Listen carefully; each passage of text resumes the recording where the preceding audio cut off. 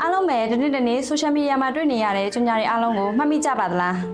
လုံးဝမမှတ်မိပါဘူးနော်ဒီတော့ကိုယ့်ရဲ့ Facebook page TikTok channel နဲ့အခြား social media တွေမှာလူမမှတ်မိရဲ့ content တွေကိုတင်နေအောင်ပါလား ဒီနေ့မှာတော့ဘာ restaurant တွေအတွက်လူတွေမှတ်မိစေဖို့ဒါမှမဟုတ်ရင် brand awareness ရစေဖို့အတွက်မဖြစ်မနေတင်တဲ့ content 5မျိုးကိုပြပြပေးသွားမှာဖြစ်ပါတယ် ရာသီအလိုက်လူတွေအာရုံရနိုင်တဲ့ menu တွေဒါတွေကိုတင်တဲ့အခါဓာတ်ပုံရဲ့အရေးအသွေးအပြန်အစင်ကိုစားစစ်စပွဲဖြစ်အောင်အထူးပြုစားရပါမယ် လူကြိုက်များဆုံး menu တွေကိုရွေးထုတ်ပါလူတွေကအကြိုက်ချင်းမတူကြပေမဲ့အချင်းချင်းတော့စိတ်ဝင်စားကြပါတယ်ဒါကြောင့်လူကြိုက်များဆုံး menu တွေကိုရွေးထုတ်တာဟာတခြားလူတွေကိုလည်းစိတ်ဝင်စားစေမှာသိကြပါတယ်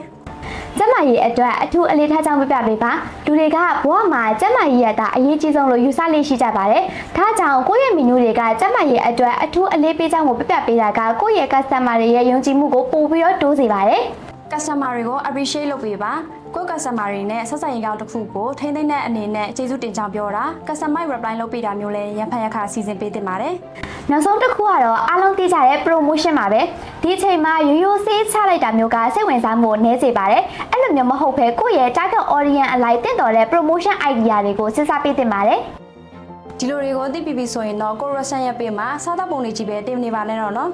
idea အသစ်ဆန်းတွေနဲ့ marketing လုပ်ပြီး customer တွေကိုအမြဲအမှတ်ရနေစေဖို့လှလှပပလေးဆွဲဆောင်လိုက်ပါ